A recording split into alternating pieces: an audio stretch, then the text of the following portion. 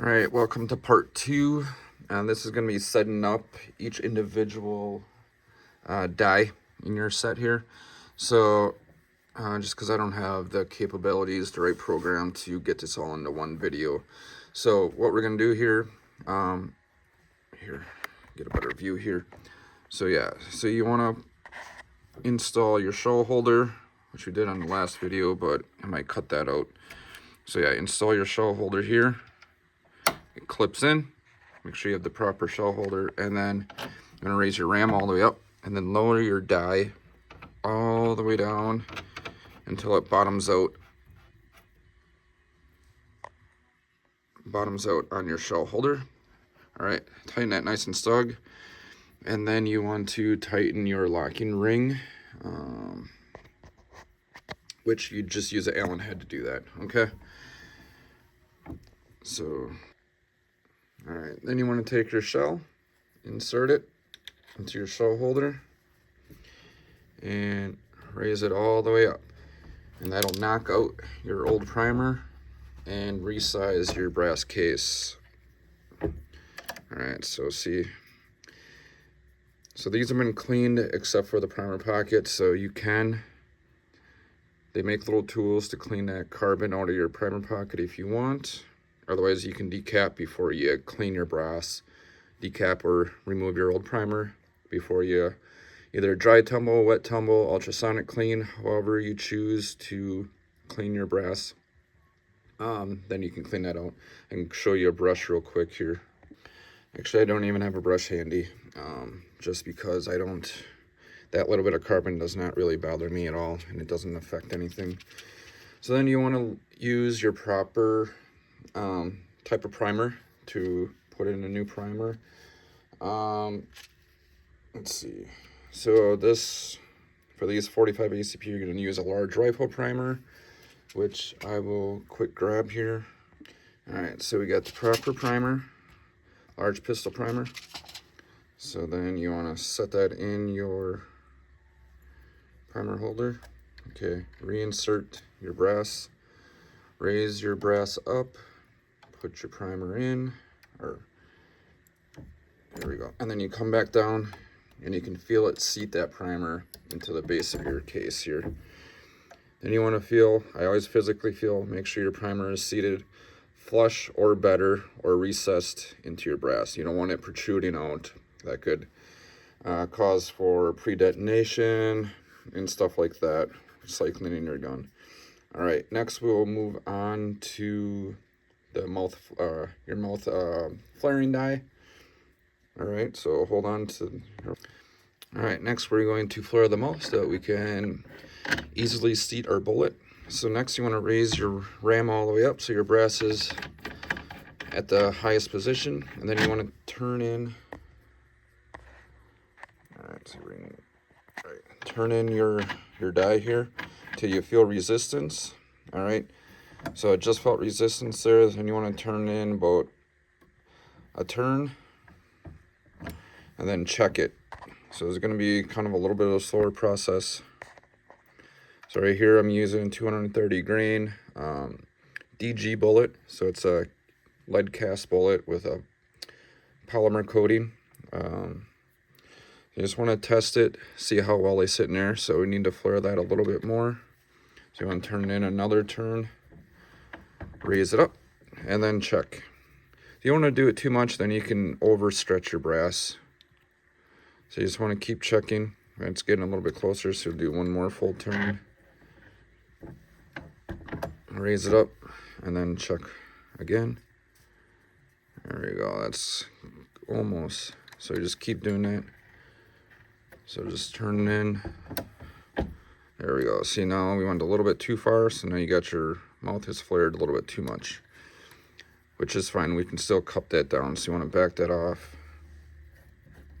So that's why once you're getting close, you just want to go little turns, quarter turn, half turn. Then you want to tighten up your locking ring again. All right, so now we can seat that bullet in there. All right, next we need powder. So there, I'll go over powder in part 3. So then so what you would do, so I'm not going to actually use this round. Actually, it'll probably be safe load date anyways, but so then you go over to your powder measure. So this is going to be, actually, I don't know if I can do this without any hands, sorry. All right, so this is a powder measure, powder drop. So then you just want to put your case underneath here once you have it all weighed out properly. So that'll be another part on how to set up your powder measure. So you want to drop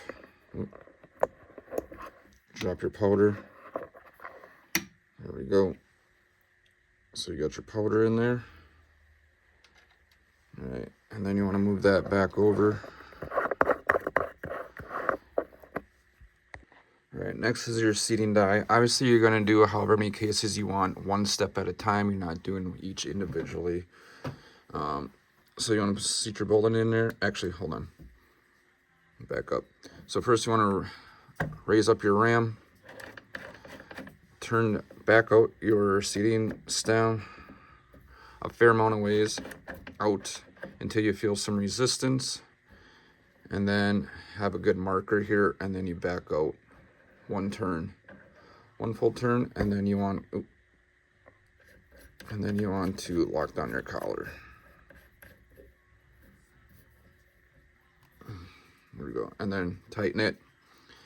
All right. So next, put your bolted in, and then you want to raise your ram. All right.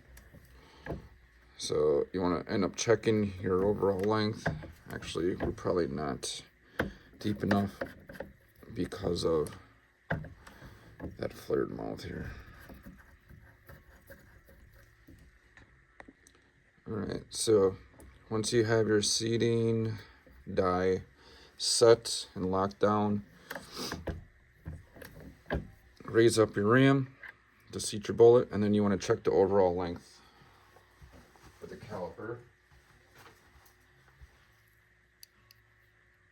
All right, zero it.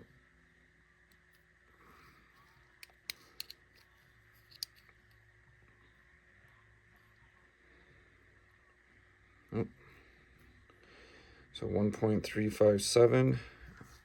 We'll check to see what the max overall length is for 45 ACP.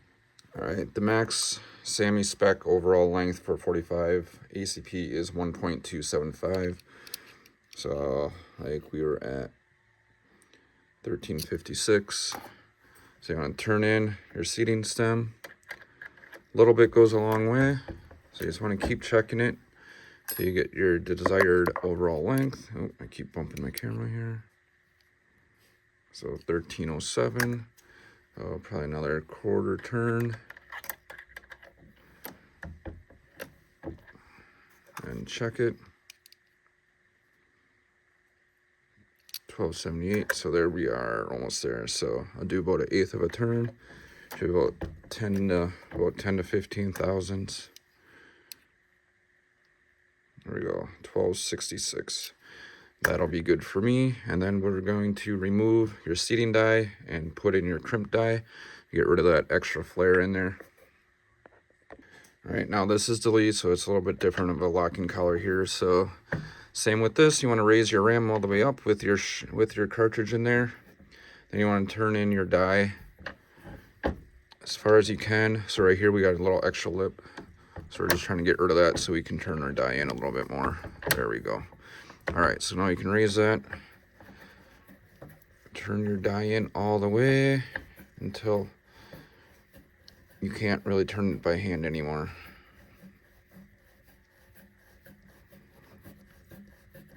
So it should be pretty close to being set. So you just keep coming up a little at a time until you start getting a nice roll on your cartridge here. So turn that in quite a little at a time. All right, so that's going to be really close. There we go. All right, almost. So turn that in a little bit.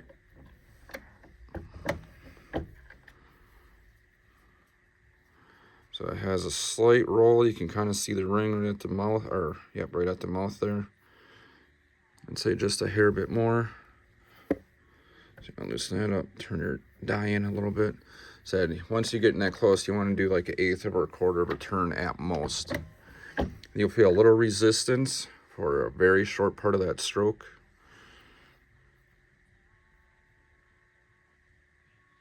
It's really hard to see on camera, but there you can kind of see a little bit of a roll there. That's about all you really need. If you like a little heavier crimp, you can. So just turn it in like a little eighth of a turn every time until you get, there we go. And that's about it. Thanks for watching. All right, thought I had a customer, thought I had to go. So there we go. Has a nice light crimp, nothing too extreme. That should keep that bullet in place on a semi-auto, like a 1911 or something like that. So next part, we'll go over load data, choosing powder, basically what's available, and then kind of go from there. We'll go over burn rate charts and stuff like that. And then component picking, like primers, types of bullets, and anything else that I can think of. All right, see you on part 3.